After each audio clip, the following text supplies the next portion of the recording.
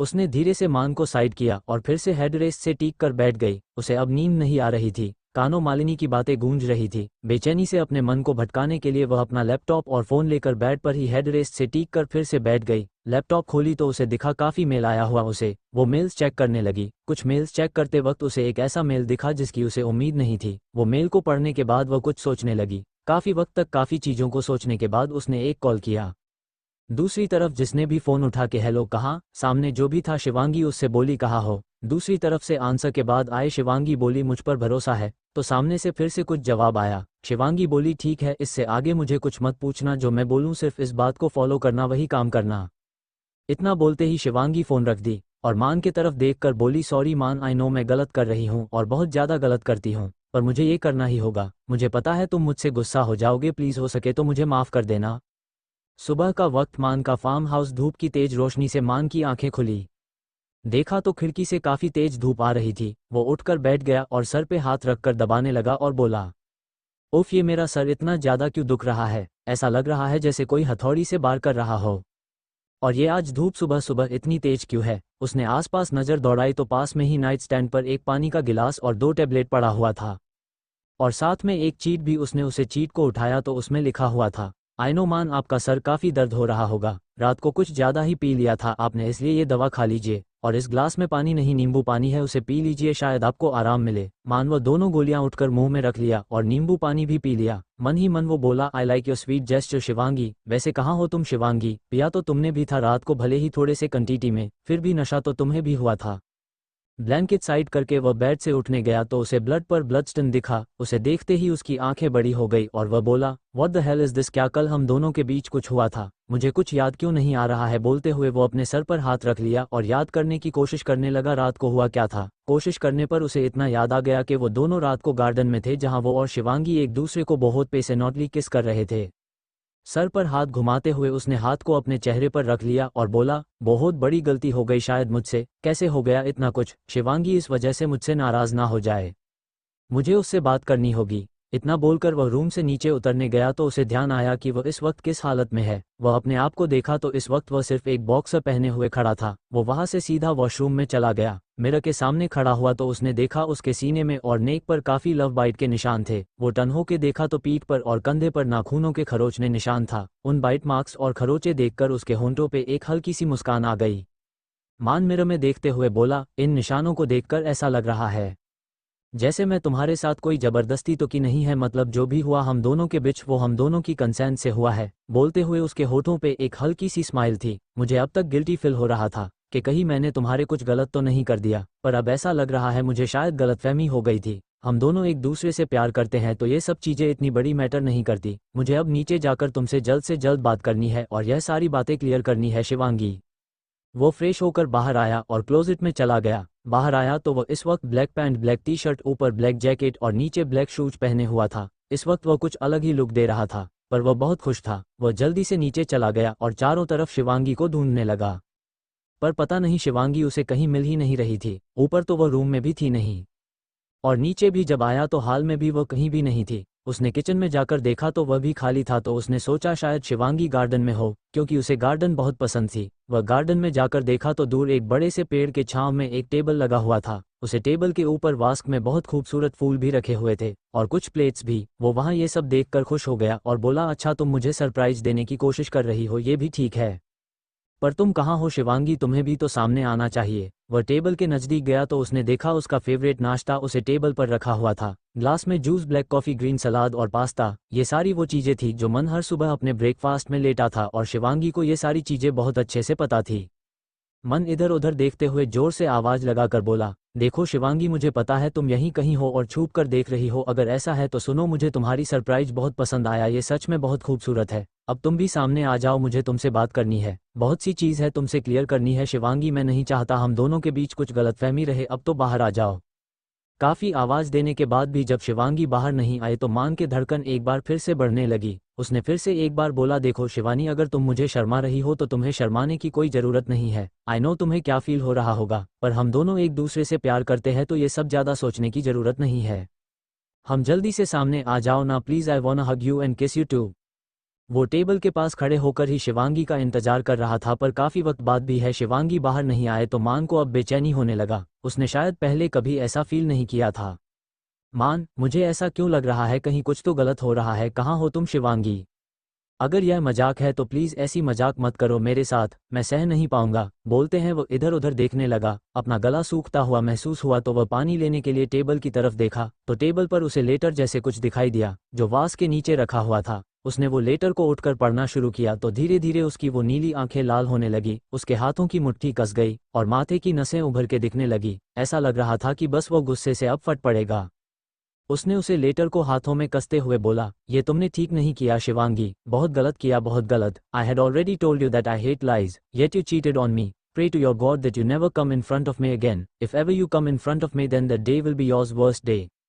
बोलते हुए उसके आंखें पूरी तरीके से लाल हो गई थी। उसे देखकर ऐसा लग ही नहीं रहा था कि ये वही शांत सॉफ्ट हार्टेड मान है, इस वक्त वो एक डेविल नजर आ रहा था। मान, मुझे ऐसा क्यों लग रहा है, कहीं कुछ तो गलत हो रहा है। कहाँ हो तुम शिवांगी? अगर यह मजाक है तो प्लीज ऐसी मजाक मत करो मेरे साथ, मैं सह नहीं पाऊंगा। बोलते हैं वो इधर उधर देखने लगा। अपना गला सूखता हुआ महसूस हुआ तो वह पानी लेने के लिए टेबल की तरफ देखा तो टेबल पर उसे लेटर जैसे कुछ दिखाई दिया जो वास के नीचे रखा हुआ था। उसने वो लेटर को उठकर पढ़ना शुरू किया तो धीरे धीरे उसकी वो नीली आंखें लाल होने लगी, उसके हाथों की मुट्ठी कस गई और माथे की नसें उभर के दिखने लगी। ऐसा लग रहा था कि बस वो गुस्से से अब फट पड़ेगा।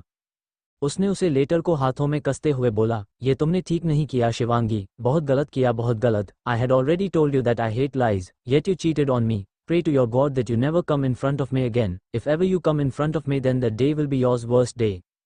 बोलते हुए उसके आंखें पूरी तरीके से लाल हो गई थी। उसे देखकर ऐसा लग ही नहीं रहा था कि ये वही शांत सॉफ्ट हार्टेड मान है, इस वक्त वो एक डेविल नजर आ रहा था। 6 years later, America, Austin Texas. शाम 7 बजे का वक्त। टेक्सास के रास्तों पे कुछ ब्लैक कलर के जीप रैंगलर एक साथ चल रही थी। 15 जीप के बीच में एक कार थी, सो सबसे ज्यादा एक्सपेंसिव थी टेस्ला, जो ब्लैक कलर की ही थी। चलते हुए सामने की कुछ कारें रुक गई तो बीच वाले कार को भी रुकना पड़ा। बैक सीट पर जो इंसान बैठे हुए था उसने ड्राइवर से पूछा, क्या हुआ, रुक क्यों गए? तो ड्राइवर ने बोला, पता नहीं सर, मैं पूछ कर बताता हूँ। ड्राइवर कार से बाहर निकलकर किसी को कॉल करके पूछने लगा तो पीछे बैठे हुए इंसान ने अपने आप में ही बड़बड़ाया, एक तो इस डेविल को भी चैन नहीं है, बस आज के लिए बोला था इसे मुझे छुट्टी दे दे। कितने अरमान से इसे लेने गया था। जिस गाड़ी में वो बैठा था उस पे हाथ घुमाते हुए बोला, सोचा था आज तो कम से कम इसके साथ टाइम स्पेंड करूंगा, फिर से इंसानों वाली जिंदगी जीऊंगा, नहीं तो 6 साल से तो इस आदमी ने मुझे पागल ही बनाया हुआ है। ना खुद चैन से जी रहा है ना मुझे जीने दे रहा है। भी अभी शोरूम से निकल ही था और इस हिटलर का फोन आ गया कि तुरंत पहुंचो। अच्छा खासा रासिया गया था, कम से कम 5 दोनों का ट्रिप था इस बिजनेस मीटिंग के लिए, पर यह इंसान 3 दिन में ही रिटर्न आ गया मेरे सर पर नाचने के लिए। उफ, पता नहीं अब यहाँ पर इस जाम में कितना टाइम लगेगा। जितना टाइम मुझे यहाँ पर लगेगा उतना ही टाइम वह इंसान मुझे सुनाएगा और टॉर्चर करेगा। वो बोल ही रहा था उतने में ड्राइवर वापस आया और फोन रखकर पीछे मुड़ा और बोला, सर आगे कोई लाइव कॉन्सर्ट चालू है और सिंगर भी बहुत फेमस है, इसीलिए ये जाम लग गया है, इसे खुलने में थोड़ा वक्त लगेगा। तो पीछे बैठे हुए इंसान ने कहा, ऐसा भी कौन सा इतना फेमस सिंगर है जो इतना क्राउड जमा हो गया है? ड्राइवर, पता नहीं सर, है कोई नई सिंगर जो हाल ही में 3 या 4 साल में काफी फेमस हुआ है, नाम नहीं पता बट कोई लड़की है। वो बोल ही रहा था तभी बाहर से म्यूजिक की और क्राउड की आवाजें आने लगी। गिटार ट्यून, स्वर स्वर स्वर स्वर स्वर स्वर स्वर स्वर स्वर स्वर स्वर स्वर सॉन्ग, तेरे संग रहना चाहूं, बिन तेरे तन्हा तन्हा, तेरे बिन लगे न मेरा जिया, बिन तेरे दिल टूटा रूठा। गाड़ी के अंदर आंखें बंद किए हुए बैठे हुए शख्स ने जब गाने की आवाज़ सुनी तो उसने झट से अपने आंखें खोल दी और गाड़ी से बाहर निकल आया। उसने बोला, मुझे ऐसा क्यों लग रहा है ये आवाज़ मैंने कहीं सुनी है। वो उस आवाज़ के तरफ अट्रैक्ट होकर क्राउड के तरफ चला गया। कह दूँ ये तुझसे मैं, या रह लूँ मैं बिन कहे, तेरी यादें बातें छाई हर जगह, बेताबी बेताबी में डूबा मेरा जहां, तेरे बंदगी में उलझा है दिलों का मांझा, कैसे टूटे ये रिश्ता गहरा दिल ये मेरा मानना, तू है सवेरा सबका मेरे, तेरे बिन तो अंधेरा ही रहे। क्राउड बहुत ज्यादा थी और स्टेज पर जो गाना गा रही थी वह सही से दिख नहीं रही थी, सिर्फ उसका फीचर्स से ही पता चल रहा था कि वह कोई लड़की है। उसे लड़की ने ब्लैक टी शर्ट के साथ ब्लैक लेदर जैकेट और black tight fitting leather jeans पहनी हुई थी, पैरों में हाई हील ब्लैक बूट और चेहरे पर ब्लैक मास्क, कली बाल पीठ तक थे जो खुले हुए थे, हाथों में बैक हाफ हैंड ग्लव्स पहनी हुई थी।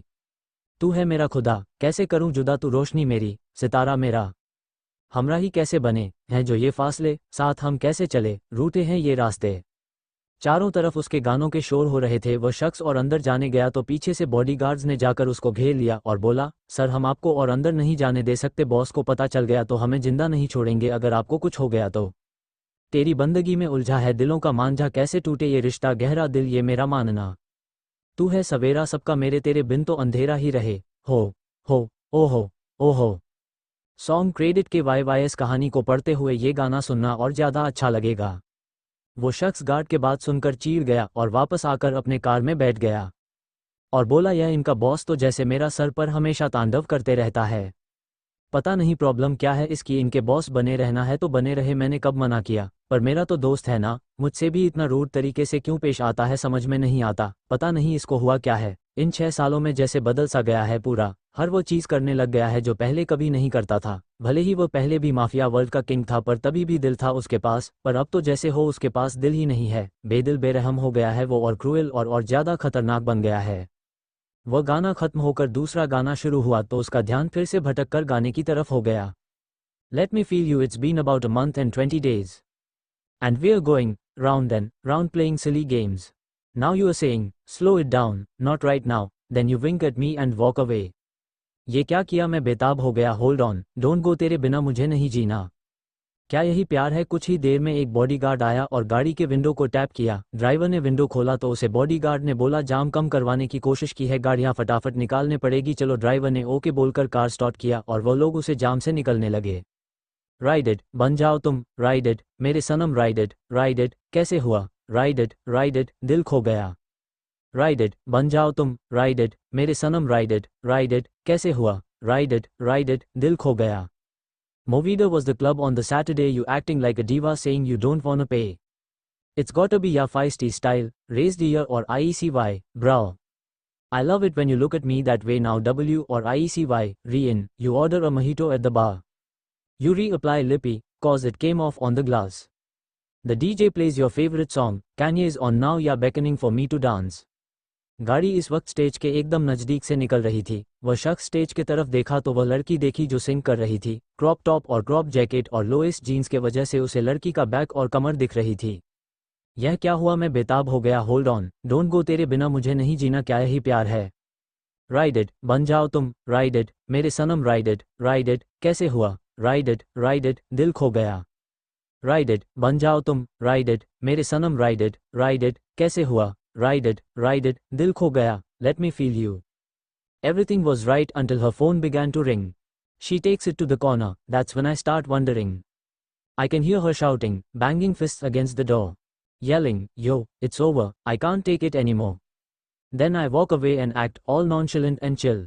I ain't trying to get all caught up in her mess, for real. But she came on out and backed me up against the wall. She said, I know you're hurt, but I'll make you forget it all. Baby, let me feel you, ride it, बन जाओ तुम, ride it मेरे सनम। Ride it, कैसे हुआ, ride it, दिल खो गया। Ride it, बन जाओ तुम, ride it मेरे सनम, ride it, कैसे हुआ, ride it, दिल खो गया। उसे शख्स की नज़र जब उसे लड़की की कमर पर गई तो उसकी आंखें हैरानी से बड़ी हो गई और अब उसकी आंखों में गुस्सा तैरने लगा। गाड़ी स्टेज छोड़कर काफ़ी दूर निकल चुकी थी। उसने अपना फ़ोन उठाया और सामने वाले कार में किसी को कॉल कर बोला, Hello Steve, are you in the car in front? Steve, yes sir. वो शख्स, did you see that girl singing on the stage? Steve, yes sir, I saw. Why, is there any problem? वो शख्स, no, there is no problem, but I need information about the girl. How much time will it take to complete everything? Steve, sir, 2 days, because I think this wood is not from Mafia World. If it was, then I would have got its information in a single day, but for that I need 2 days. वो शख्स, okay, but within 2 days I want complete information about this girl. Phone रखने के बाद उस शख्स ने बोला, आई severe, यह अगर तुम हुई तो सच में तुम बहुत पछताने वाली हो, और तुम्हारे साथ साथ वह भी। कौन है वो शख्स, किसके बारे में बात कर रहा है वह, जो पछताएगी और उसके साथ साथ और कौन कौन पछताएगी? कौन है वह सिंगर जो स्टेज पर गा रही थी? उसे शख्स की नज़र जब उसे लड़की की कमर पर गई तो उसकी आंखें हैरानी से बड़ी हो गई और अब उसकी आंखों में गुस्सा तैरने लगा। गाड़ी स्टेज छोड़कर काफ़ी दूर निकल चुकी थी। उसने अपना फ़ोन उठाया और सामने वाले कार में किसी को कॉल कर बोला, hello Steve, are you in the car in front? Steve, yes sir. वो शख्स, did you see that girl singing on the stage? Steve, yes sir, I saw. Why, is there any problem? वो शख्स, no, there is no problem, but I need information about the girl. How much time will it take to complete everything? Steve, sir, 2 days, because I think this wood is not from Mafia World. If it was, then I would have got its information in a single day, but for that I need 2 days. वो शख्स, okay, but within 2 days I want complete information about this girl. Phone रखने के बाद उस शख्स ने बोला, आई severe यह अगर तुम हुई तो सच में तुम बहुत पछताने वाली हो और तुम्हारे साथ साथ वह भी। वो तुमसे ज़्यादा पछताएगी। जिस तरह मैंने अपने दोस्त भाई को तड़पते हुए देखा है ठीक उसी तरह तुम दोनों को भी तड़पना होगा। बोलते वक्त उस शख्स की मुट्ठी बंधी हुई थी। सुबह का वक्त, अमेरिका, फ्लोरिडा पैनहैंडल। सुबह 10 बजे का वक्त। एक घर के गेट के बाहर कुछ गाड़ियां आकर रुकी। जब गेट पर खड़े गार्ड्स ने गाड़ियों को देखा तो एक कार को छोड़कर सभी गाड़ियों पर एक जैसे लोगो लगे हुए थे। उन्होंने तुरंत गेट खोल दिया और सारी कारें अंदर आ गई। पहले कार से एक आदमी उतरा और पीछे जाकर बीच वाले कार का डोर को ओपन किया। अंदर बैठा हुआ शख्स बाहर आया। सामने एक बड़ा सा बंगला था। उसे बंगला कहना गलत होगा, यह एक बहुत बड़ा सा पैलेस था। सफ़ेद कलर का वह पैलेस इतना खूबसूरत था कि कोई देखता ही रह जाए। वो शख्स अंदर चला गया। सामने एक बड़ा सा हॉल था। उस हॉल में एक किंग साइज चेयर पर कोई बैठा था जिसकी पर्सनैलिटी बहुत ज़्यादा डार्क लग रही थी। वाइट शर्ट के साथ ब्लैक कोट और ब्लैक ट्राउजर, पैरों में ब्लॉक शूज, एक कान में डायमंड का स्टड, एक हाथ में वाइन का ग्लास, दूसरे के सिगार, एक पैरों के ऊपर दूसरा पैर रखकर वो किंग की तरह बैठा था। उसके सिगार का धुआं चारों तरफ फैला हुआ था। वो शख्स अंदर आया और बोला, क्या बात है एमके, इतनी जल्दी में बुलाया? और तू तो रशिया गया था ना, मीटिंग के लिए 5 दिन का ट्रिप था, तू 3 दिन में ही लौट आया, इतनी क्या जल्दी थी? बोलते हुए वो सोफे पर बैठ गया। एमके, मैनर्स के भी क्या मैनर्स भूल गए हो तुम? के भी ये जो मैनर्स है ना, ये तू अपने बॉडीगार्ड्स और अपने क्लाइंट्स के लिए रख। मेरे ऊपर तेरा कोल्ड लुक कोई असर नहीं करने वाला। और ये क्या सुबह सुबह ही तू ड्रिंक कर रहा है? क्या हाल बना ली है तूने अपनी, ऐसा क्यों हो गया है तू माँ? वो बोल ही रहा था कि सामने से एमके ने एक तीखी नज़र उस पे डाली तो के भी बोला, सॉरी एमके खुश, पर मुझे तुझको इस नाम से बुलाना पसंद नहीं है, तू जानता है, और मुझे भी तुझसे कुछ बात करनी है, समथिंग वेरी स्पेशल। एमके ने चारों तरफ अपनी नज़र घुमाया तो हॉल में भी काफ़ी बॉडीगार्ड मौजूद था। तो उसने बोला, स्टडी रूम में जाकर बात करते हैं। बोलकर बोल लिफ्ट की तरफ चला गया और लिफ्ट से होते हुए फर्स्ट फ्लोर पर जहाँ पर स्टडी रूम था वह जाकर अपने चेयर पर बैठ गया। तो को भी जाकर उसके टेबल के सामने वाले चेयर पर बैठ गया और पूछा, क्या हुआ तेरा उस डील का? एमके, जो हमेशा होता है, डील फिक्स हो गई है। परसों तक सारे वेपन्स पहुंच जाएंगे और उसके बाद यहां से हर जगह डिस्ट्रीब्यूट होंगे। के भी हम, और इतनी जल्दी आने की वजह? एमके, काम जल्दी हो गया तो जल्दी आ गया, वैसे भी वहां पर रुककर क्या करता?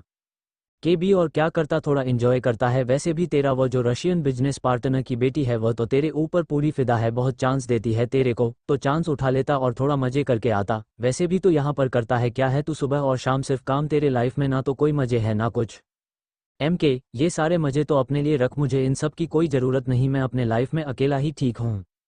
के भी ज़रूरत है, और तुझे तो बहुत ज़रूरत है, तू बहुत अकेला है, कोई तो तेरे लाइफ में होना चाहिए। खुद को देखा है कभी, कितना बदल गया है तू? आंखों के नीचे डार्क सर्कल, पहले कभी स्मोक नहीं करता था, अब सिगरेट तो छोड़ तो सिगार पीने लगा है, और वह भी इतना हाई लेवल का। कॉफ़ी की जगह आजकल तू अल्कोहल से अपना दिन शुरू करता है, मर जाएगा तू ऐसे नशा करता रहा तो।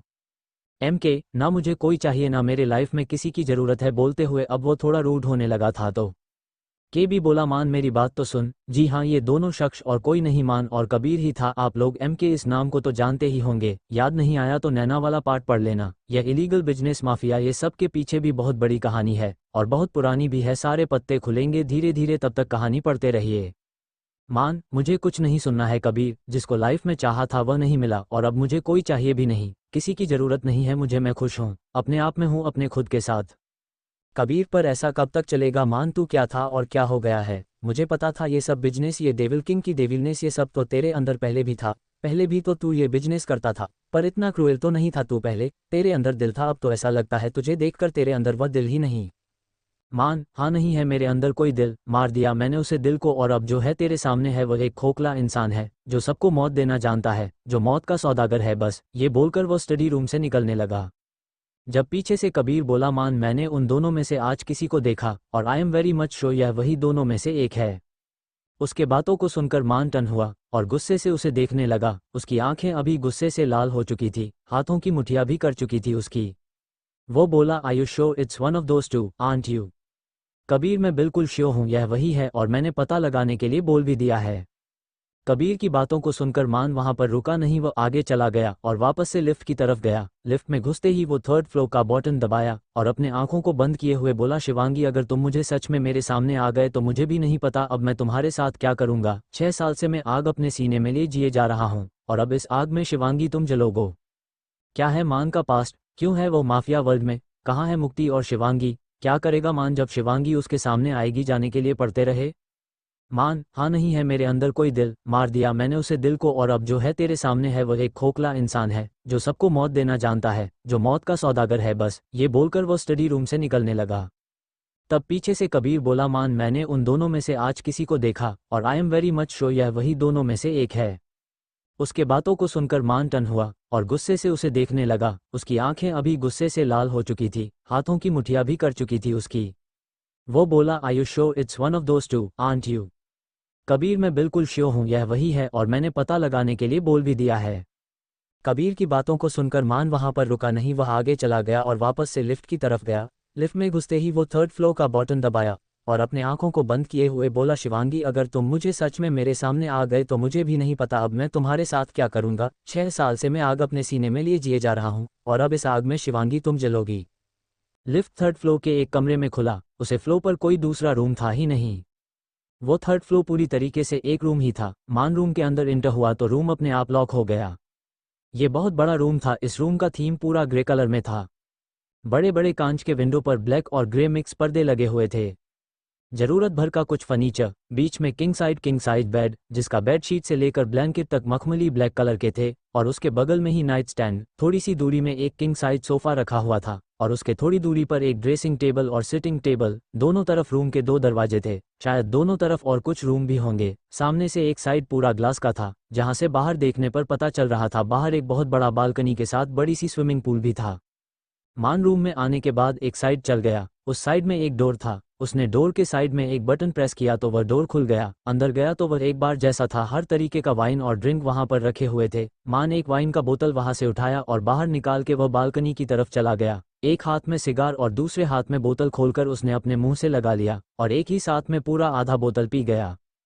सीने में आग जल रही थी उसके। मान, बहुत तड़पा हूं मैं शिवांगी, तुमने इतने दर्द दिए हैं मुझे जितना मुझे कभी किसी ने नहीं दिया। हर एक चीज का रीपे होगा। तुम्हें हर बार बोला था मैंने कि मुझे झूठ बर्दाश्त नहीं होती और तुमने मेरे साथ धोखा किया, झूठ बोला। मुझे एक बार सच बात कर देखती, उस वक्त थोड़ा गुस्सा करके शायद मान भी जाता, पर तुम तो भगोड़ी निकाली और भाग गई।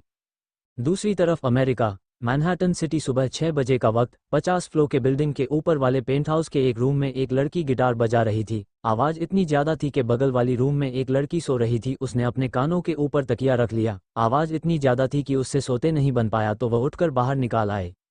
सीढ़ियों से नीचे उतरी तो सामने हॉल में सोफे पर कोई बैठा हुआ था जिसका बैक ही दिख रहा था। वह लड़की बोली, वीर भाई आप इतने आवाज में कैसे शांति से बैठकर कॉफी पी सकते हो? सामने वाला जो इंसान बैठा हुआ था वह मुड़कर देखा और बोला, अब तो आदत हो गई है शिवांगी। ये थी शिवांगी। वो इस वक्त यहाँ मैनहट्टन में क्या कर रही थी यह बाद में पता चलेगा, और जिससे वह बात कर रही थी उसका पूरा नाम यशवीर शेखावत, अमेरिका का टॉप 5 बिजनेसमैन में से एक। मैनहट्टन के साथ साथ पूरे अमेरिका में इंडियन कपड़ों का उसका मॉल्स और बुटीक्स है। खैर अब कहानी पर आते हैं। शिवांगी, फिर भी इतना ज्यादा शोर में कोई रह कैसे सकता है? मेरा तो सर फटा जा रहा है, आप उसे कुछ बोलते क्यों नहीं? वीर, बोलूंगा तो वह सुनेगी क्या शिवांगी? आप ही की तो ज्यादा सुनती है वह, आप एक बार बोल कर तो देखिए प्लीज। वैसे भी रात को बहुत देर से सोई थी, बुटीक से आते वक्त काफी लेट हो गया था। शादी का सीजन है इसलिए ऑर्डर काफी ज्यादा है। लेट आने के वजह से सोई भी लेट थी। लीना को सब समझा के आई थी। सोचा था थोड़ी देर तक सो लूंगी, आज मेरा सर भी बहुत दर्द कर रहा है, प्लीज उसे बोलिए थोड़ी देर के लिए तो चुप हो जाए ताकि मैं शांति से सो सकूं थोड़ी देर। वीर, अच्छा चलो मेरे साथ, मैं उससे बोलता हूँ। इतना बोलकर वो दोनों एक साथ ऊपर की तरफ चले गए। ऊपर से अभी भी गिटार की बहुत जोरों से आवाज आ रही थी। वो दोनों अंदर गए तो वीर बोला, बस करो मुक्ति, और कितना सतना है शिवानी को तुम्हें? वीर की बातों को सुनकर मुक्ति रुक गई और पलटकर उन दोनों को देखी। गिटार बजाने वाली लड़की कोई और नहीं मुक्ति ही थी। उसने बोली, भाई अगर यह बुटीक से लेट आई है तो मैं भी कॉन्सर्ट से बहुत लेट आई थी, और एक दिन छोड़कर मेरा दूसरा एक और कॉन्सर्ट है, उसके लिए मुझे प्रैक्टिस करनी है। वीर, ऐसे तो तुम बीमार पड़ जाओगे। मुक्ति, थोड़ी देर के लिए अपने सेहत को रेस्ट देना भी बहुत जरूरी होता है। मुक्ति, आपको तो पता है वीर भाई, जब तक अपने आप को बिजी रखती हूँ तब तक मुझे अपनी उस दवा की याद नहीं आती। मुझे इंडिया से यहाँ पर आने के बाद मैंने बहुत कोशिश की थी उसे दवा को छोड़ने की, पर नहीं कर पाई। रिहैब में भी कुछ दिन रही, वहाँ भी कुछ फायदा नहीं हुआ। उसके बाद आपके बोलने पर मैंने म्यूजिक पर कंसंट्रेट करना शुरू किया और उससे फर्क भी पड़ा, इसलिए जितना हो सके अपने आप को बिजी रखने की कोशिश करती हूँ। शिवांगी, वह सब तो ठीक है मुक्ति, अपने आप को बिजी रखना बहुत अच्छी बात है। तुमने जो किया वह सच में तारीफ के काबिल है, पर इतना भी बिजी मत हो कि अपना ऊपर ध्यान ना रखो। कमजोर दिखने लगी हो तुम, थोड़ा तो अपने ऊपर ध्यान दे दिया करो। मुक्ति, मैं ठीक हूँ शिबू, और मेरे ऊपर पर ध्यान देने के लिए तुम दोनों होना, और सबसे ज्यादा तो वीर भाई, ये तो मेरे एक पिता के जैसा ध्यान रखते हैं, मेरा आना जाना खाना पीना हर एक चीज को ये देखते हैं। अगर मैं घर पर नहीं रहती हूँ तो मुझे फोन कर करके पूछते रहते हैं। सच में इनको देखकर कोई नहीं कह सकता हमसे इनका कोई खून का रिश्ता नहीं है। इस परदेश में जहाँ अपना भी पराया हो जाता है, उन्होंने हमें अपना समझकर अपने पास रखें, हमें सहारा दिया। वीर, ये तुम कैसी बात कर रही हो मुक्ति, क्या मैं तुम्हें कभी ऐसा जताया है? तुमने ये बोलकर सच में मुझे बहुत तकलीफ पहुंचाई है। मैं तुम दोनों को अपनी बहन की तरह मानता हूँ, मानता नहीं हूँ, तुम दोनों मेरी बहन ही हो, मेरा भी इस दुनिया में कोई नहीं है तुम दोनों के सिवा, तुम दोनों ही मेरी फैमिली हो, तो इस तरीके से बात करके तुम मेरे दिल को दुखा रही हो। मुक्ति, सॉरी वीर भाई, मेरे बोलने का वो मतलब नहीं था। तो कौन है ये यशवीर शेखावत? क्या रिश्ता है इसका मुक्ति और शिवांगी से? कैसे पहुंची मुक्ति और शिवांगी दोनों इसके के पास? क्यों रह रही है ये दोनों यशवीर के साथ में? और शिवांगी की फैमिली वो कहाँ है? जानने के लिए आगे पढ़ते रहिए। मुक्ति, मैं ठीक हूँ शिबू, और मेरे ऊपर पर ध्यान देने के लिए तुम दोनों होना, और सबसे ज्यादा तो वीर भाई, ये तो मेरे एक पिता के जैसा ध्यान रखते हैं, मेरा आना जाना खाना पीना हर एक चीज को ये देखते हैं। अगर मैं घर पर नहीं रहती हूँ तो मुझे फोन कर करके पूछते रहते हैं। सच में इनको देखकर कोई नहीं कह सकता हमसे इनका कोई खून का रिश्ता नहीं है। इस परदेश में जहाँ अपना भी पराया हो जाता है, उन्होंने हमें अपना समझकर अपने पास रखें, हमें सहारा दिया। वीर, ये तुम कैसी बात कर रही हो मुक्ति, क्या मैं तुम्हें कभी ऐसा जताया है? तुमने ये बोलकर सच में मुझे बहुत तकलीफ पहुंचाई है। मैं तुम दोनों को अपनी बहन की तरह मानता हूँ, मानता नहीं हूँ, तुम दोनों मेरी बहन ही हो, मेरा भी इस दुनिया में कोई नहीं है तुम दोनों के सिवा, तुम दोनों ही मेरी फैमिली हो, तो इस तरीके से बात करके तुम मेरे दिल को दुखा रही हो। मुक्ति, सॉरी वीर भाई, मेरे बोलने का वो मतलब नहीं था। मुक्ति, मैं आपको हर्ट नहीं करना चाहती थी वीर, तुम मुझे हर्ट नहीं करना चाहती थी मुक्ति, पर हर बार तुम मुझे ये सारी चीजें जताकर मुझे हर्ट कर देती हो। शिवांगी, वैसे देखा जाए तो मुक्ति ने कुछ गलत भी तो नहीं कहा है भाई। वीर, बस बस अब बहुत हुआ, अब चलो तुम लोग ये सब बातें यहीं पर छोड़ो, मुझे ऐसा कुछ नहीं है सुनना है। और मुक्ति, आई थिंक तुम्हें अब थोड़ा देर आराम करना चाहिए, तो ये प्रैक्टिस बंद करो और जाकर सो जाओ। कॉन्सर्ट में परफॉर्म करने के लिए एनर्जी की भी बहुत ज़रूरत होती है, अगर तुम में एनर्जी नहीं रहेगी तो सिर्फ प्रैक्टिस करके क्या ही फायदा रहेगा। तो अभी जाकर सो जाओ और आराम करो। और शिवांगी, तुम भी तो सोने वाली थी ना लेट तक, तो तुम यहाँ पर खड़ी होकर क्या कर रही हो? जाओ तुम भी आराम करो। शिवांगी, टाइम देखा है अपने भाई इस पागल रॉकस्टार के चक्कर में और बातों के चक्कर में 8 बजे बजने आए हैं। अब जाकर फिर से सोऊंगी तो बुटीक कैसे पहुंचूंगी? वैसे तो मैंने सोचा था आज आराम करूंगी और थोड़ा लेट जाऊंगी, बट टाइम इतना ज़्यादा हो गया है और अब मुझे नींद भी नहीं आएगी, तो सोच रही हूँ क्यों ना आज ब्रेकफास्ट में खुद अपने हाथों से बनाऊं, और वो भी स्पेशल। वीर, क्या बात है, आज कुछ स्पेशल है क्या जो तुम्हारे हाथ का स्पेशल ब्रेकफास्ट मिलेगा? फिर तो आज खाने में मज़ा आ जाएगा। पीछे से मुक्ति ने बोला, वैसे वीर भाई आपको क्या लगता है ये ब्रेकफास्ट आपके लिए बना रही है? वीर, क्या मतलब है तुम्हारा? मेरी बहन मेरे लिए बना रही है और तुम्हारे लिए भी। मुक्ति, आप अभी तक नहीं समझे वीर भाई, ये कोई आपकी और मेरे लिए ब्रेकफास्ट नहीं बना रही है, ये तो किसी का ऑर्डर होगा जो वो फॉलो कर रही है। ये लेट बुटीक जाना और स्पेशल ब्रेकफास्ट बनाना ये सब हमारे लिए नहीं है। शिवांगी, तुझे इतनी जलन क्यों होती है उससे? तेरे लिए भी तो बनाती हूँ ना, फिर भी हमेशा जब देखो तब उससे जलती रहती है। हाँ तो क्या ही हो गया, आज मैं उसके लिए ब्रेकफास्ट रही हूँ तो।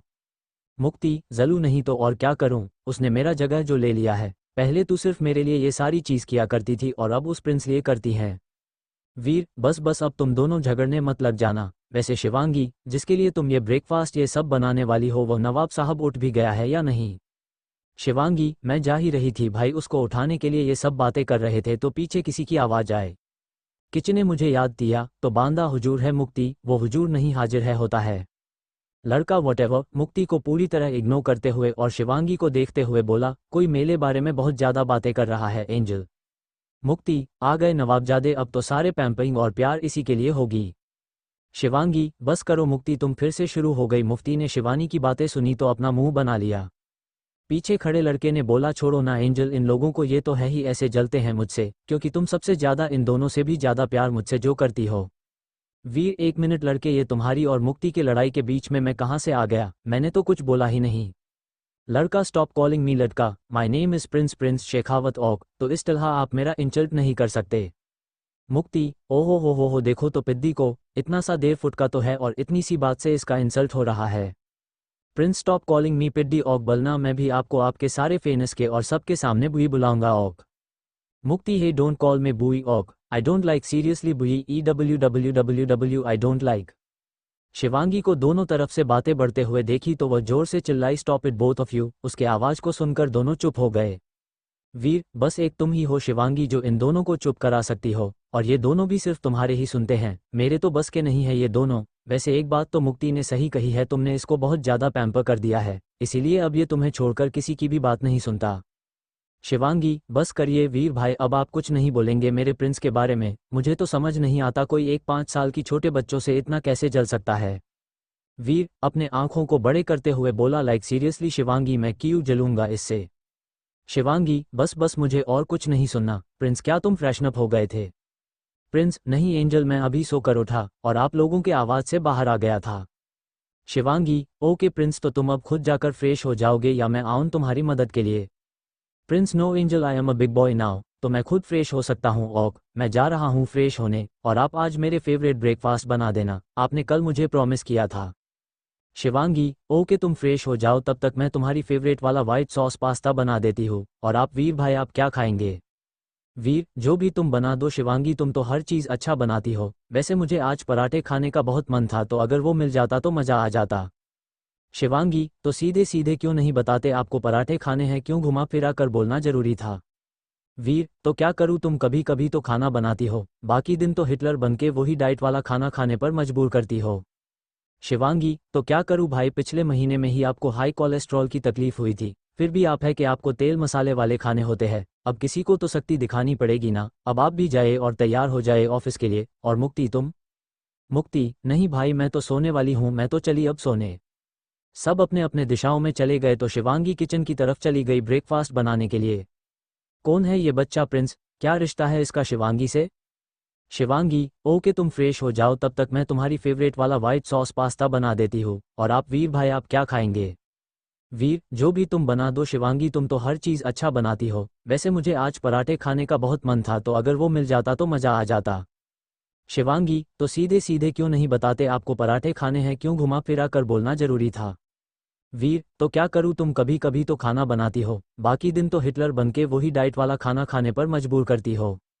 शिवांगी, तो क्या करूँ भाई, पिछले महीने में ही आपको हाई कोलेस्ट्रॉल की तकलीफ हुई थी, फिर भी आप है कि आपको तेल मसाले वाले खाने होते हैं। अब किसी को तो शक्ति दिखानी पड़ेगी ना। अब आप भी जाए और तैयार हो जाए ऑफिस के लिए। और मुक्ति, तुम? मुक्ति, नहीं भाई, मैं तो सोने वाली हूँ, मैं तो चली अब सोने। सब अपने अपने दिशाओं में चले गए तो शिवांगी किचन की तरफ चली गई ब्रेकफास्ट बनाने के लिए। थोड़ी देर में मुक्ति को छोड़कर बाकी तीनों डाइनिंग टेबल पर मौजूद थे, जहां प्रिंस अपना व्हाइट सॉस पास्ता और जूस एंजॉय कर रहा था। वहीं वीर के प्लेट पर इस वक्त घी वाले मूली के पराठे थे, दही और चटनी थी। वीर भी बहुत खुश था, काफ़ी दिनों बाद शिवांगी ने ये सब बनाई थी। खाते हुए शिवांगी ने पूछा, वैसे वीर भाई, आपने कंप्लेंट करने के बारे में क्या सोचा है? वीर ने अपना सर उठाकर शिवांगी को देखा और थोड़ा सीरियस होकर बोला, यहाँ पर प्रिंस भी है, ऐसी बातें करना इसके सामने शायद ठीक नहीं होगा, तो 10 मिनट बाद बात करें। शिवांगी ने प्रिंस को देखा और हाँ में अपना सर हिला दिया। ब्रेकफास्ट खत्म हो चुका था और प्रिंस अपना किंडरगार्टन जा चुका था। शिवांगी और वीर इस वक्त हाल में सोफे पर बैठे हुए थे।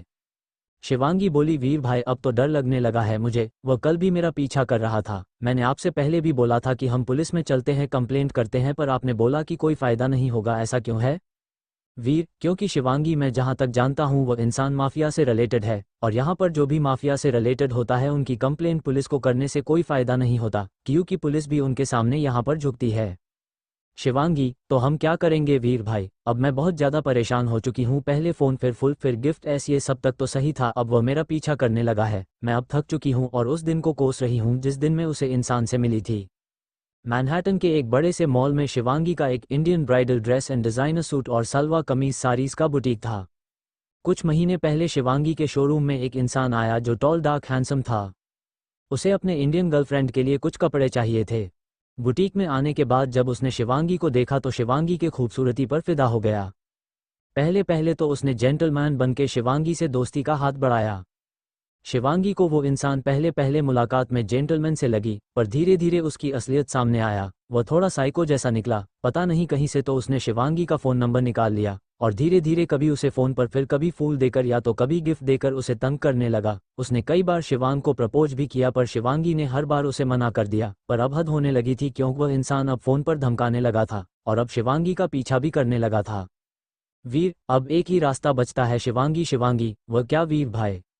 वीर, वो ये है कि शायद तुम्हें पता नहीं है, माफिया लोगों में भी काफ़ी रूल्स होते हैं। यहाँ पर भी ऐसा ही कुछ है। इंटरनेट पर एक ऑर्गेनाइजेशन चलता है जिसका नाम है द हंटर, और इस ऑर्गेनाइजेशन का मुखिया है किंग शिवांगी। मतलब अब ये किंग कौन है वीर? पूरा माफिया वर्ल्ड में जो सबसे टॉप पर होते हैं उनको किंग बुलाया जाता है, और माफिया वर्ल्ड में जो भी गड़बड़ी होती है, जो कुछ भी होता है, उन सब का फैसला लेने का और उनको सजा सुनाने का हक भी किंग के पास होता है। मुझे लगता है इस वेबसाइट में जाकर तुम्हें भी एक कंप्लेंट करना चाहिए।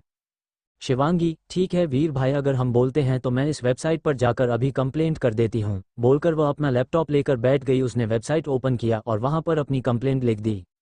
America, Florida panhandle. शाम का वक्त। इधर कबीर और मान एक बार में बैठा हुआ था। दोनों ही ड्रिंक कर रहे थे। लाउड म्यूजिक और सामने स्टेज पर नाचती हुई लड़कियां। जहां कबीर सामने देखते हुए एंजॉय कर रहा था, वही मान अपने आप में ही बैठा हुआ कुछ सोच रहा था।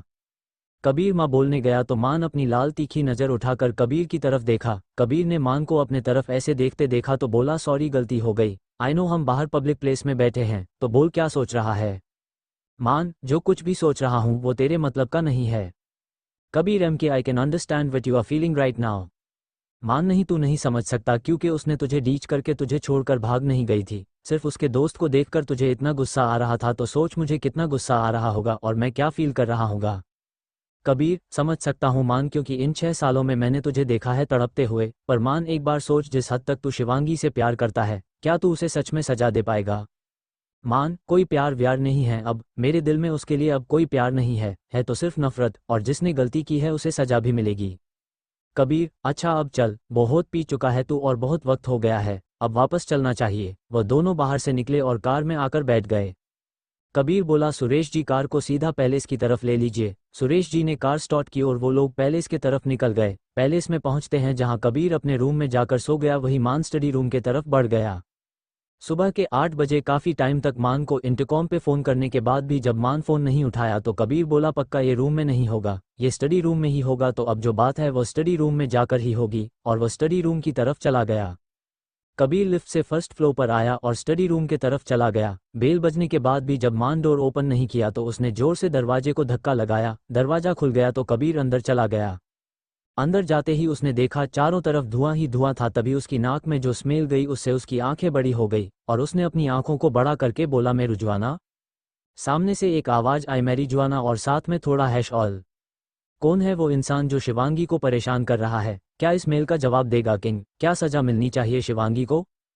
कबीर, अच्छा अब चल, बहुत पी चुका है तू और बहुत वक्त हो गया है, अब वापस चलना चाहिए। वह दोनों बाहर से निकले और कार में आकर बैठ गए। कबीर बोला, सुरेश जी कार को सीधा पैलेस की तरफ ले लीजिए। सुरेश जी ने कार स्टार्ट की और वो लोग पैलेस के तरफ निकल गए।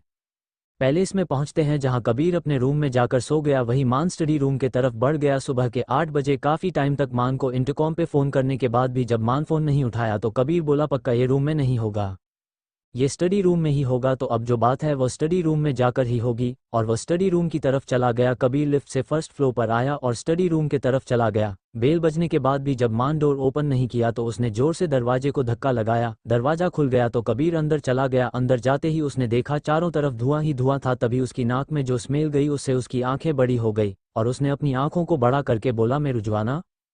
सामने से एक आवाज़ आई, मेरी जुआना, और साथ में थोड़ा हैश ऑल। इस वक्त उस रूम में किसका भी रुकना मुश्किल था। कबीर को वहां कुछ भी नहीं दिख रहा था। वहां पर धुआं इतना ज्यादा था, वह आगे गया और जाकर साइड का पूरा विंडो खोल दिया। धुआं थोड़ा कम हुआ तो उसने देखा मान रिवॉल्विंग चेयर पर बैंड होकर अपने सर को स्टडी टेबल के रखकर बैठा हुआ है। उसके दोनों हाथ भी स्टडी टेबल के ऊपर ही रखे हुए थे। एक हाथ में अभी भी एक सिगरेट थी और टेबल पर काफी सारे सिगरेट्स के बड्स पड़े हुए थे।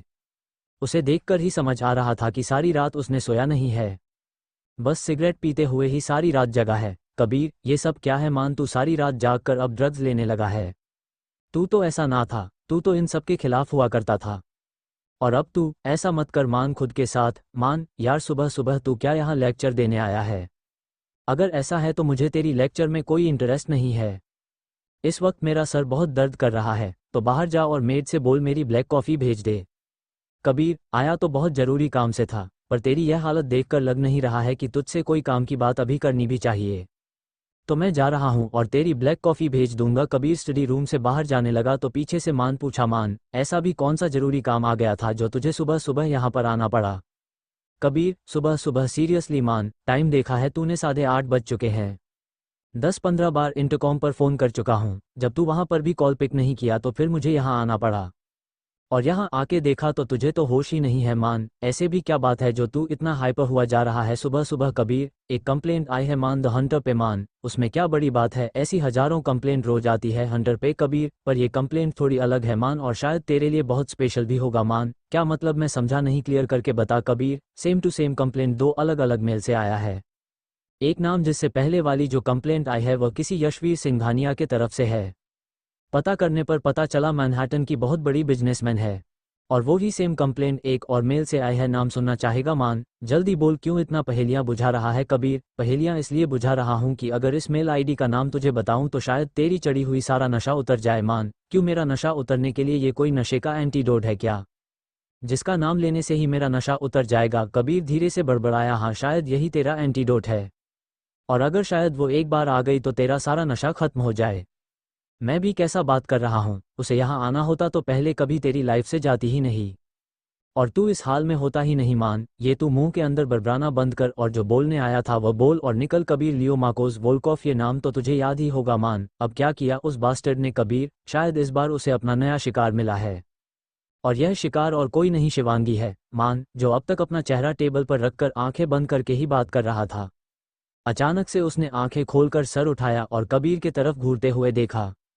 उसकी आंखें पूरी तरीके से लाल थी। इस वक्त बहुत गुस्से में वह कबीर को घूर रहा था। कबीर, सही कह रहा हूं, उसे आईडी की पूरी तरीके से जांच की है मैंने, तब जाकर पता चला है यह आईडी शिवांगी की ही है। पहले तो एक बात समझ नहीं आई कि सेम कंप्लेंट लियो मार्कोस के नाम से दो आईडी से कैसे आया। मतलब दोनों आईडी में सेम एक जैसा ही लिखा था कंप्लेंट, कि वो इंडियन है, यहाँ पर अपना बुटीक चलाकर काम कर रही है, और लियो मार्कोस उसको बहुत परेशान कर रहा है। बात शिवांगी की थी, इसलिए मैंने सही से सब कुछ पता करवाया। तो पता चला लियो मार्कोस उससे 3 महीने पहले मिला था, और उसके बाद उसने फ्रेंडशिप प्रपोज से लेकर फूल गिफ्ट, फ़ोन कॉल, धमकी और पीछा करने तक की बात मान को बता दी। मान स्मोक करते हुए चुपचाप कबीर के बातों को सुने जा रहा था। उसने बोला, तो मैं क्या करूं, ऐसे तो बहुत से कंप्लेंट आते हैं, अब सबको तो सुलझाता हुआ नहीं बैठ सकता ना मैं, इतना फ्री नहीं हूं मैं कबीर। देख मान, मैं सिर्फ इतना कहना चाहता हूं, तेरी नफरत और गुस्सा शिवांगी की तरफ वो अलग रखकर भी अगर तू सोचे तो हम हमारे उसूलों के खिलाफ नहीं जा सकते।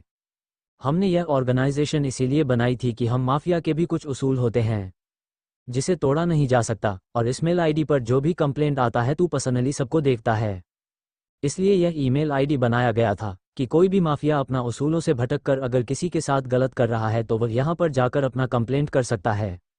मुझे सिर्फ ये बात समझ नहीं आ रही है इसमें कि यह एक ही कंप्लेंट दो ईमेल आईडी से क्यों आया। तू किंग है, ये बात शिवांगी को पता नहीं है, तो उसे कंप्लेंट करना होता तो वो सिर्फ अपनी आईडी से ही कंप्लेंट करती।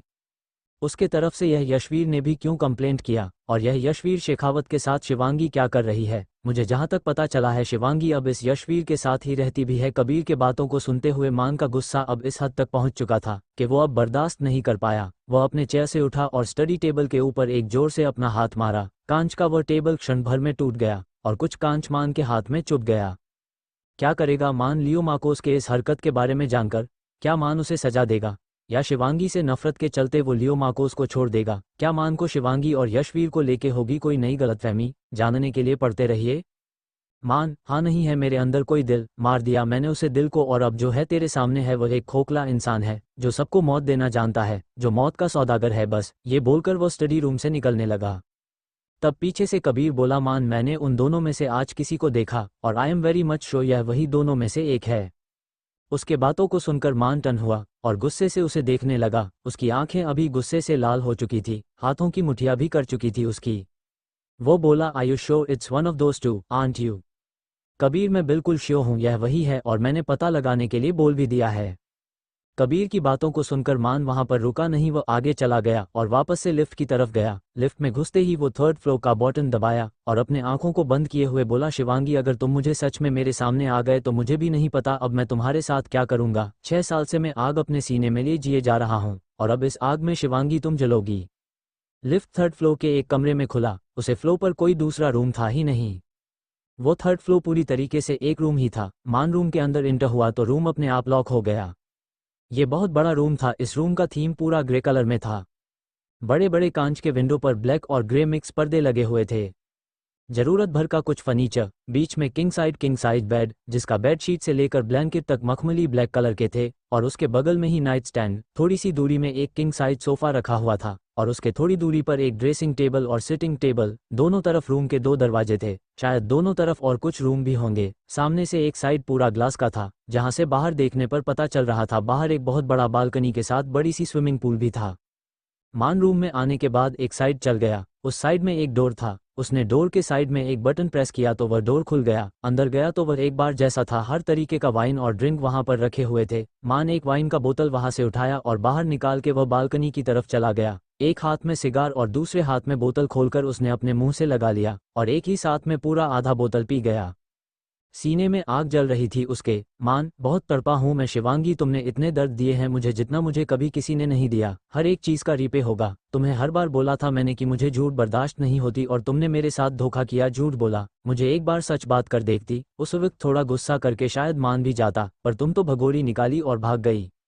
दूसरी तरफ अमेरिका, मैनहट्टन सिटी, सुबह 6 बजे का वक्त। 50 फ्लोर के बिल्डिंग के ऊपर वाले पेंट हाउस के एक रूम में एक लड़की गिटार बजा रही थी। आवाज इतनी ज्यादा थी कि बगल वाली रूम में एक लड़की सो रही थी, उसने अपने कानों के ऊपर तकिया रख लिया। आवाज इतनी ज्यादा थी कि उससे सोते नहीं बन पाया तो वह उठकर बाहर निकाल आए। सीढ़ियों से नीचे उतरी तो सामने हॉल में सोफे पर कोई बैठा हुआ था, जिसका बैक ही दिख रहा था। वह लड़की बोली, वीर भाई आप इतने आवाज में कैसे शांति से बैठकर कॉफी पी सकते हो? सामने वाला जो इंसान बैठा हुआ था वह मुड़कर देखा और बोला, अब तो आदत हो गई है शिवांगी। ये थी शिवांगी। वो इस वक्त यहाँ मैनहट्टन में क्या कर रही थी यह बाद में पता चलेगा, और जिससे वह बात कर रही थी उसका पूरा नाम यशवीर शेखावत, अमेरिका का टॉप 5 बिजनेसमैन में से एक। मैनहट्टन के साथ साथ पूरे अमेरिका में इंडियन कपड़ों का उसका मॉल्स और बुटीक्स है। खैर, अब कहानी पर आते हैं। शिवांगी, फिर भी इतना ज्यादा शोर में कोई रह कैसे सकता है? मेरा तो सर फटा जा रहा है। आप उसे कुछ बोलते क्यों नहीं? वीर, बोलूंगा तो वह सुनेगी क्या शिवांगी? आप ही की तो ज्यादा सुनती है वह। आप एक बार बोल कर तो देखिए प्लीज। वैसे भी रात को बहुत देर से सोई थी, बुटीक से आते वक्त काफी लेट हो गया था। शादी का सीजन है इसलिए ऑर्डर काफी ज्यादा है। लेट आने के वजह से सोई भी लेट थी। लीना को सब समझा के आई थी। सोचा था थोड़ी देर तक सो लूंगी आज। मेरा सर भी बहुत दर्द कर रहा है, प्लीज उसे बोलिए थोड़ी देर के लिए तो चुप हो जाए, ताकि मैं शांति से सो सकूं थोड़ी देर। वीर, अच्छा चलो मेरे साथ, मैं उससे बोलता हूँ। इतना बोलकर वह दोनों एक साथ ऊपर की तरफ चले गए। ऊपर से अभी भी गिटार की बहुत जोरों से आवाज आ रही थी। वह दोनों अंदर गए तो वीर बोला, बस करो मुक्ति, और कितना सतना है शिवानी को तुम्हें? वीर की बातों को सुनकर मुक्ति रुक गई और पलटकर उन दोनों को देखी। गिटार बजाने वाली लड़की कोई और नहीं मुक्ति ही थी। उसने बोली, भाई अगर यह बुटीक से लेट आई है तो मैं भी कॉन्सर्ट से बहुत लेट आई थी, और एक दिन छोड़कर मेरा दूसरा एक और कॉन्सर्ट है, उसके लिए मुझे प्रैक्टिस करनी है। वीर, ऐसे तो तुम बीमार पड़ जाओगे। मुक्ति, थोड़ी देर के लिए अपने सेहत को रेस्ट देना भी बहुत जरूरी होता है।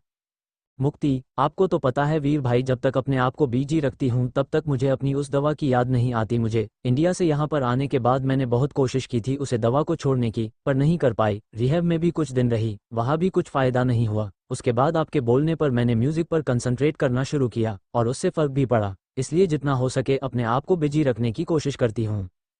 शिवांगी, वह सब तो ठीक है मुक्ति, अपने आप को बिजी रखना बहुत अच्छी बात है। तुमने जो किया वह सच में तारीफ के काबिल है, पर इतना भी बिजी मत हो कि अपना ऊपर ध्यान ना रखो। कमजोर दिखने लगी हो तुम, थोड़ा तो अपने ऊपर ध्यान दे दिया करो। मुक्ति, मैं ठीक हूँ शिबू, और मेरे ऊपर पर ध्यान देने के लिए तुम दोनों होना, और सबसे ज्यादा तो वीर भाई, ये तो मेरे एक पिता के जैसा ध्यान रखते हैं। मेरा आना जाना, खाना पीना, हर एक चीज को ये देखते हैं। अगर मैं घर पर नहीं रहती हूँ तो मुझे फोन कर करके पूछते रहते हैं। सच में इनको देखकर कोई नहीं कह सकता हमसे इनका कोई खून का रिश्ता नहीं है। इस परदेश में जहाँ अपना भी पराया हो जाता है, उन्होंने हमें अपना समझकर अपने पास रखें, हमें सहारा दिया। वीर, ये तुम कैसी बात कर रही हो मुक्ति? क्या मैं तुम्हें कभी ऐसा जताया है? तुमने ये बोलकर सच में मुझे बहुत तकलीफ पहुंचाई है। मैं तुम दोनों को अपनी बहन की तरह मानता हूँ, मानता नहीं हूँ। तुम दोनों मेरी बहन ही हो, मेरा भी इस दुनिया में कोई नहीं है तुम दोनों के सिवा। तुम दोनों ही मेरी फैमिली हो, तो इस तरीके से बात करके तुम मेरे दिल को दुखा रही हो। मुक्ति, सॉरी वीर भाई, मेरे बोलने का वो मतलब नहीं था। तो कौन है ये यशवीर शेखावत? क्या रिश्ता है इसका मुक्ति और शिवांगी से? कैसे पहुंची मुक्ति और शिवांगी दोनों इसके के पास? क्यों रह रही है ये दोनों यशवीर के साथ में? और शिवांगी की फैमिली वह कहाँ है? जानने के लिए आगे पढ़ते रहिए। कबीर, देख मान, मैं सिर्फ इतना कहना चाहता हूँ, तेरी नफरत और गुस्सा शिवांगी की तरफ वो अलग रखकर भी अगर तू सोचे तो हम हमारे उसूलों के खिलाफ नहीं जा सकते। हमने यह ऑर्गेनाइजेशन इसीलिए बनाई थी कि हम माफिया के भी कुछ उसूल होते हैं जिसे तोड़ा नहीं जा सकता, और इस मेल आईडी पर जो भी कंप्लेंट आता है तू पर्सनली सबको देखता है, इसलिए यह ईमेल आईडी बनाया गया था कि कोई भी माफिया अपना उसूलों से भटक कर अगर किसी के साथ गलत कर रहा है तो वह यहाँ पर जाकर अपना कंप्लेंट कर सकता है। मुझे सिर्फ ये बात समझ नहीं आ रही है इसमें कि यह एक ही कंप्लेंट 2 ईमेल आईडी से क्यों आया। तो किंग है, ये बात शिवांगी को पता नहीं है, तो उसे कंप्लेंट करना होता तो वो सिर्फ अपनी आईडी से ही कंप्लेंट करती। उसके तरफ से यह यशवीर ने भी क्यों कंप्लेंट किया, और यह यशवीर शेखावत के साथ शिवांगी क्या कर रही है। मुझे जहां तक पता चला है शिवांगी अब इस यशवीर के साथ ही रहती भी है। कबीर के बातों को सुनते हुए मान का गुस्सा अब इस हद तक पहुंच चुका था कि वो अब बर्दाश्त नहीं कर पाया। वह अपने चेयर से उठा और स्टडी टेबल के ऊपर एक जोर से अपना हाथ मारा। कांच का वह टेबल क्षण भर में टूट गया और कुछ कांच मान के हाथ में चुभ गया। कबीर भाग कर आया और मान के हाथ को पकड़कर बोला, ये क्या पागलपन है मान, दूसरों की वजह से अपने आप को चोट पहुंचाना ये कहाँ की समझदारी है, इस तरीके का पागलपन क्यों करता है तू। मान कबीर के हाथों को झटक कर दूर किया और उससे बोला, at this moment I am in no mood to take advice और concern from anyone, so just get out from here. Kabir, Kabir, नहीं जाऊंगा, मैं कहीं नहीं जाऊंगा। तू चाहता है मैं यहाँ से चला जाऊं और ताकि बाद में तू अपने आप को और चोट पहुंचाए और ज्यादा नशा करे, है ना। मान, मैंने कहा ना जा यहाँ से। कबीर, मुझे अभी किसी की भी कोई भी बात नहीं सुनना है। मुझे ऐसा लग रहा है इस वक्त मैं अंदर से जल रहा हूँ, और जो भी मेरे सामने अब रहेगा मैं उससे भी जला दूंगा। तू चला जा यहाँ से। कबीर, कबीर, ठीक है मैं चला जाऊंगा, पहले तू शांत हो जा। कबीर ने मान का हाथ पकड़कर क्लास विंडो से बाहर बालकनी की तरफ ले आया और वहां पर जो सीटिंग अरेंजमेंट थी उसे वहां सोफे पर उसे बिठाया और बोला, मेरी तरफ देख मान। मान अपना सर ऊंचा करके कबीर की तरफ देखा तो कबीर ने देखा मान की वो नीली आंखें पूरी तरीके से लाल थी। वो बहुत गुस्से में भी लग रहा था। कबीर, शांत हो जाना थोड़ा और ध्यान से मेरी बात सुन। इस तरीके से खुद को चोट पहुंचाने से और नशा करने से कुछ नहीं होगा। पहले तो हमें पता करना होगा ये यशवीर कौन है और शिवांगी उसके साथ क्या कर रही है। मैं जल्दी सब कुछ पता करवाता हूं और फिर तुझे बताता हूं, और उसके बाद हम डिसाइड करेंगे उस लियो मार्कोस वोल्कोव का क्या करना है। तू समझ रहा है ना मैं तुझे क्या बोलने की कोशिश कर रहा हूँ। मान, सुन तो रहा हूँ, कब से तेरी ही बातें तो सुन रहा हूँ। कबीर, तो यहीं पर अब चुपचाप बैठेगा, मैं 5 मिनट में आता हूँ फर्स्ट एड बॉक्स लेकर। कबीर स्टडी रूम के अंदर गया फर्स्ट एड बॉक्स लेने के लिए। वो फर्स्ट एड बॉक्स लेकर आता तब तक मान एक सिगरेट निकाल लिया था। कबीर ने आकर देखा सामने कॉफी टेबल पर कुछ सफ़ेद पाउडर जैसा पड़ा हुआ था और मान एक सिगरेट निकालकर और उसे सिगरेट के अंदर से जो भी चीज़ें थी वो बाहर निकालकर उसमें कुछ और मिक्स करके भर रहा है। कबीर आया और उसके हाथ से वह सारी चीज़ खींच लिया और बोला, मैंने तुझे मना किया था मान ये सब करने के लिए।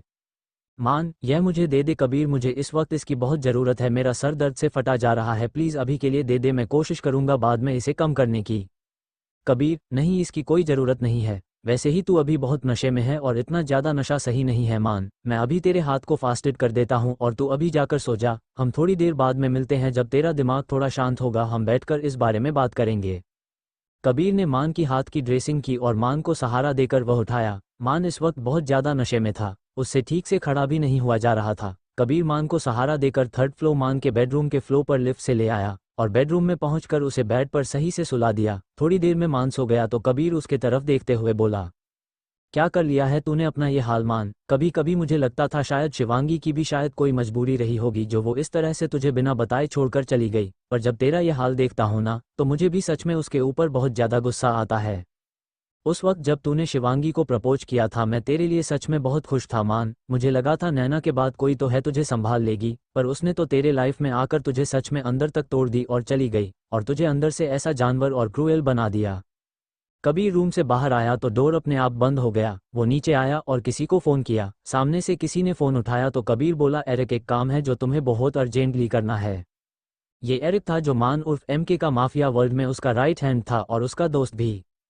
Eric, of the work will be done and what information do you need.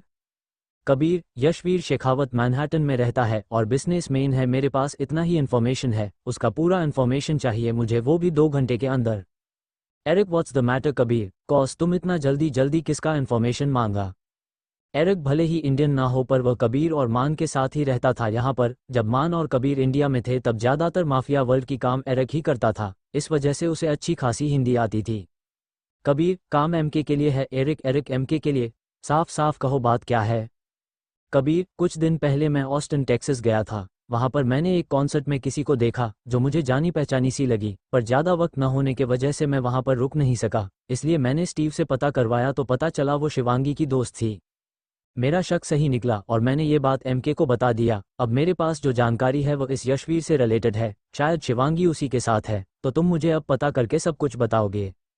Eric, ये शिवांगी वही तो नहीं? वो इंडिया वाली मान का दोस्त होने के नाते उसे भी शिवांगी के बारे में सब कुछ पता था, कॉज जब मान इंडिया से यहाँ पर वापस आया था उसकी कंडीशन कुछ सही नहीं था। एरिक ने जब कबीर से मान के बारे में पूछा तो कबीर ने उसे सब कुछ बता दिया था। कबीर, बिल्कुल सही, यह वही है शिवांगी राव। एरिक, इसका मतलब एमके इस वक्त बहुत परेशान होगा, कैसा है वह? कबीर, ठीक नहीं है वह, जब से उसने शिवांगी के बारे में सुना है तब से पागल सा हो गया है। वो कहता है बहुत नफरत करता है उससे, उसे बर्बाद करेगा, पर उसकी आंखें कुछ और कहता है। बहुत दर्द में है मेरा यार, और अब पता नहीं कहाँ से उसने मैरिजुआना लेना शुरू कर दिया है। एरिक, ये तो बहुत गलत बात है, उसे ऐसा नहीं करना चाहिए। ठीक है, मैं जल्द से जल्द सब पता करके बताता हूँ, तब तक तुम उसे संभालो। क्या पता चलेगा एरिक को शिवांगी के बारे में सब कुछ? एक सुंदर पोज बनाने के बाद डांस की हल्की हल्की बीट पर श्वेता अनिका के गोल गोल घूमकर डांस करने लगी। श्वेता के डांस मूव बिल्कुल किसी हिरनी जैसे थे, कभी वह अपने पांव थिरकाती थी तो कभी अपने हाथ से हवा में वेव्स बनाती, फिर अचानक ही उसने अपने हाथ और अपनी टांग को हवा में लहराते हुए एक सी अल्फाबेट का आकार बना लिया। कुछ डिफिकल्ट स्टेप्स करने के बाद श्वेता ने अनिका की ओर देखा। उसे इस बात का रियलाइजेशन हुआ कि शायद ज़्यादा डिफिकल्ट स्टेप्स करके वह अपने पार्टनर को मुसीबत में डाल रही थी। अनिका ने अपनी कमर पर एक हाथ रखकर दूसरे हाथ से श्वेता को कस के पकड़ा था। वो बस श्वेता को देख रही थी, बिल्कुल वैसे ही जैसे किसी भी बॉल रूम डांस में कोई लड़का बिल्कुल स्थिर खड़ा होकर लड़की को देखता है। उसके स्टाइल और उसका एटीट्यूड देखकर बिल्कुल ऐसा लग रहा था जैसे कोई राजकुमार किसी राजकुमारी के पास आकर बड़े ही स्टाइलिश अंदाज में खड़े होकर राजकुमारी से डांस करने की परमिशन मांग रहा हो। जैसे ही श्वेता ने अपना पांव हवा में लहराया और अपना हाथ पीछे की ओर किया तो एक झटके से अनिका ने मजबूती से श्वेता की कमर पकड़ ली। म्यूजिक की बीट ने भी अब हल्की सी रफ्तार पकड़ना शुरू कर लिया था। अनिका और श्वेता का डांस बहुत ही धीमा था मगर बहुत ही पावरफुल था। दोनों लड़कियों पर लगी लाइट्स अचानक डीम हो गई। आसपास खड़े लोग दोनों लड़कियों की डांस मोमेंट नहीं देख पा रहे थे, अगर वह देख पा रहे थे तो सिर्फ दोनों लड़कियों का सील आउट।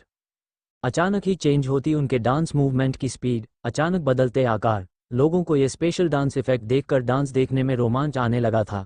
अनिका और श्वेता दोनों की आंखों में गजब का पैशन दिखाई देने लगा था। वह डांस के रिदम और बीट को समझकर बड़ी ही नजाकत से हर एक स्टेप को बड़ी शिद्दत के साथ परफॉर्म करने लगी थी। दोनों लड़कियों ने अपने स्टाइल, अपनी मूवमेंट और अपने ग्रेस की वजह से हॉल में मौजूद सारे लोगों की नज़र अपनी ओर खींच ली थी।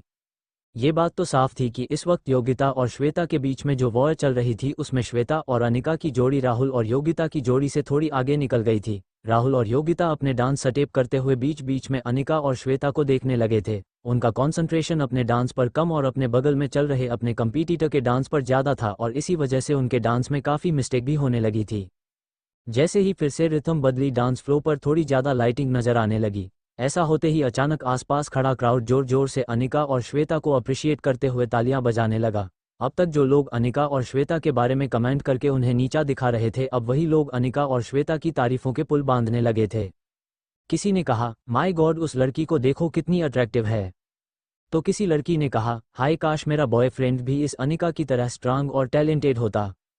तभी किसी कपल ने आपस में बात करते हुए कहा, जरा श्वेता के डांस स्टेप्स को तो देखो, लुक एट हर। वह जैसे ही डांस फ्लो को हिट करती है ऐसा लगता है जैसे कोई मछली पानी में करतब दिखा रही हो। मुझे लगता है राहुल ने योगिता के साथ डांस करने का फैसला लेकर बहुत बड़ी गलती कर दी है।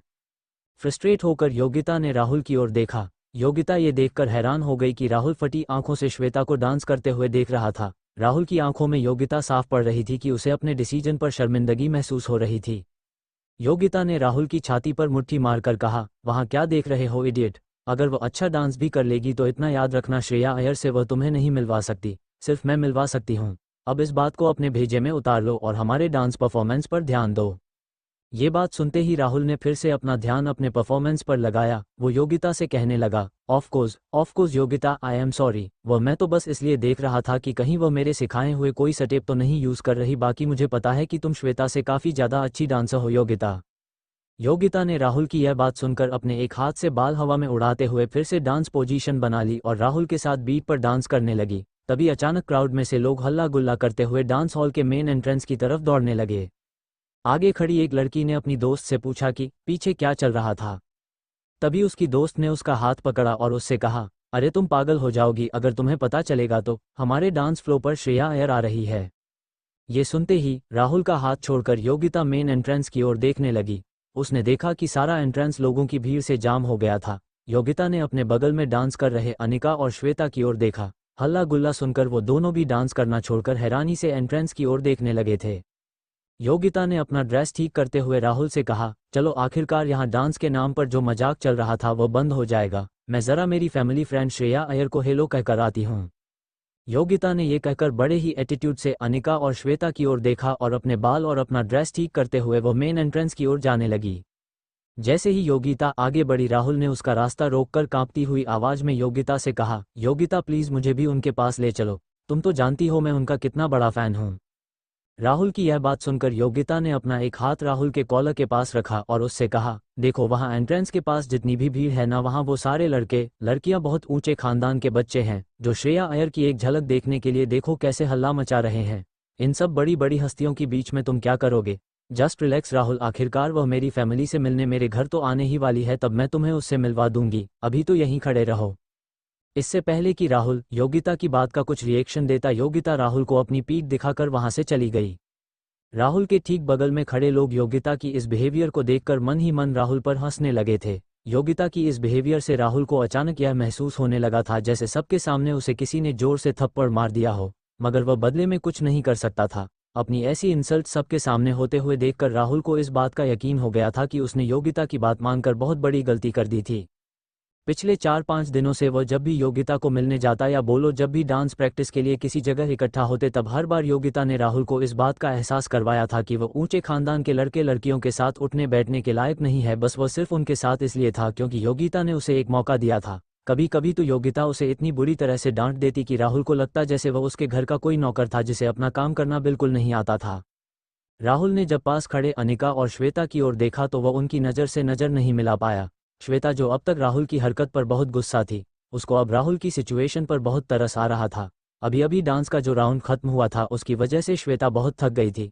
श्वेता ने अनिका का हाथ पकड़कर बगल में रखे सोफे पर जाकर बैठ गई।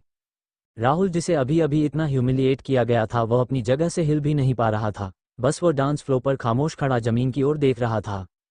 पास पड़ी जूस की बोतल से एक सिप लेने के बाद अनिका ने अपनी तेज सांसों को कंट्रोल में लाया। अनिका के माथे से बहता हुआ पसीना देखकर श्वेता ने हल्की मुस्कुराहट देते हुए अनिका से कहा, दीदी तुम इस डांस फॉर्म में वाकई बहुत अच्छी हो, मुझे काफ़ी टाइम बाद ये डांस करने में इतना मज़ा आया है। ये कहते हुए श्वेता की आंखों में अनिका के लिए गर्व साफ नजर आ रहा था। अनिका ने जूस का घूंट लेते हुए श्वेता की ओर देखा और उसे एक रिटर्न स्माइल दी जैसे वह अपनी बहन को थैंक यू कह रही हो। अचानक एंट्रेंस पर लोगों का शोर बढ़ गया। अनिका और श्वेता भी अब एंट्रेंस की ओर देखने लगे। इतने पैसे वाले परिवार के लड़के लड़कियां एक दूसरे को धक्का मारकर आगे बढ़ने की कोशिश कर रहे थे। हर लड़का और हर लड़की यह चाहते थे कि शायद जैसे ही श्रेया हॉल में एंटर करे सबसे पहले वो उससे मिल सके। तभी अनिका और श्वेता के बगल में बैठे एक कपल ने एक दूसरे से बात करते हुए कहा, यार क्या सचमुच श्रेया अय्यर हमारी डांस पार्टी में आने वाली है? अगर ऐसा हुआ तो आज की हमारी डांस पार्टी हमेशा के लिए यादगार पार्टी बन जाएगी। मुझे तो अभी भी लग रहा है कि यह कोई फेक न्यूज़ है। आखिर श्रेया यहाँ हमारी डांस पार्टी में क्या करने आएगी? श्रेया का नाम सुनते ही श्वेता ने अनिका की ओर देखा।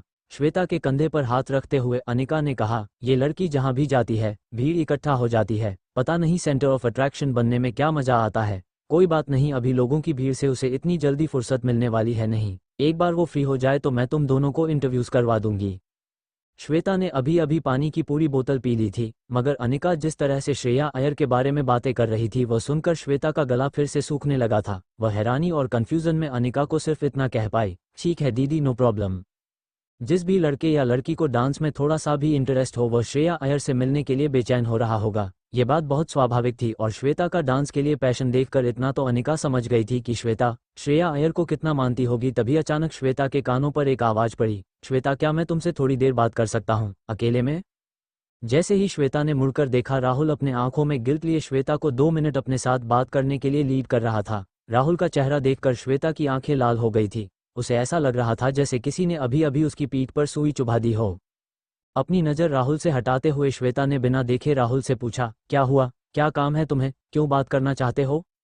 राहुल ने कभी सोचा नहीं था कि श्वेता उससे इस तरह बात करेगी। इससे पहले रिलेशनशिप में जब भी श्वेता और राहुल के बीच कोई झगड़ा होता और राहुल श्वेता को मनाने के लिए आता, तब श्वेता ऑलरेडी राहुल के लिए अपनी आंखों में प्यार लिए उसका इंतजार कर रही होती थी। मगर इस बार मामला पूरा अलग था। ना ही राहुल को श्वेता की आंखों में खुद के लिए प्यार नजर आ रहा था और ना ही उसकी बातों में राहुल के लिए रिस्पेक्ट नजर आ रही थी। राहुल श्वेता के सोफे की बगल में घुटनों पर बैठ गया और श्वेता से कहने लगा, प्लीज श्वेता मेरी बात तो सुनो, आखिर इतना गुस्सा क्यों है तुम्हें मुझ पर। राहुल बिल्कुल पहले की तरह बातें करने लगा था। वो इस तरह श्वेता के साथ पेश आ रहा था जैसे उनके बीच कोई प्रॉब्लम हुई ही ना हो। एक भोला भाला लड़का जिसे यही नहीं पता था कि उसका पार्टनर आखिर उसे नाराज क्यों था। राहुल की बातों का जवाब देते हुए श्वेता ने उसे बिना देखे कहा, किसने कहा तुमसे कि मैं तुमसे नाराज हूं, मुझे तुम पर गुस्सा बिल्कुल नहीं है। जैसे ही राहुल ने श्वेता के मुंह से यह सुना, राहुल ने अपना हाथ आगे बढ़ाकर श्वेता के हाथ पर रख दिया। राहुल की आंखों में एक चमक आ गई थी और चेहरे पर मुस्कान। लेकिन अचानक ही श्वेता ने राहुल का हाथ दूर रखते हुए राहुल से कहा, देखो हमें एक दूसरे से कोई लेना देना नहीं है, इसलिए कह रही हूं कि मैं तुम्हें कि तुम पर गुस्सा क्यों करूं। जब मेरा और तुम्हारा कोई रिश्ता ही नहीं तो फिर तुम पर गुस्सा होने का कोई सवाल ही नहीं उठता। श्वेता के इस एटीट्यूड से अब राहुल इरिटेट होने लगा था। राहुल को लग रहा था बस किसी तरह ये सब कुछ जल्दी खत्म हो जाए और श्वेता फिर से पहले की तरह उसके साथ बिहेव करने लगे। राहुल श्वेता के बगल में खड़ा हो गया और उससे कहने लगा, अब बस भी करो श्वेता, मैंने तुमसे कहा ना, मेरे और योग्यता के बीच कुछ भी नहीं, हम बस एक डांस में साथ में पार्टिसिपेट करने वाले थे और कुछ नहीं। श्वेता ने पहली बार राहुल की आंखों में आंखें डालकर मुस्कुराते हुए राहुल से कहा, तुम्हारे बीच में कुछ हो या ना हो उससे मुझे कोई फर्क नहीं पड़ता, और एक बात कहूं तुमसे, मैंने 2 साल तुम्हारे साथ रिलेशनशिप में बिताए हैं and I repent each and every second of it. तुम्हारे साथ रिश्ता जोड़कर मैंने बहुत बड़ी गलती कर ली थी, जिसकी सजा मुझे तुमने 4 दिन पहले ही दे दी। राहुल समझ नहीं पा रहा था कि आखिर वो श्वेता को किस तरह कन्विंस करें अपने साथ वापस रिलेशनशिप में आने के लिए, लेकिन श्वेता की बातें राहुल को अब गहरी इमोशनल चोट पहुंचाने लगी थी। पास पड़ी एक शराब की बोतल राहुल ने उसी टेबल पर फोड़ दी और टूटे हुए कांच का हिस्सा राहुल ने अपनी कलाइयों पर रखकर श्वेता से पूछा, क्या तुम मेरे साथ सचमुच ब्रेकअप कर रही हो।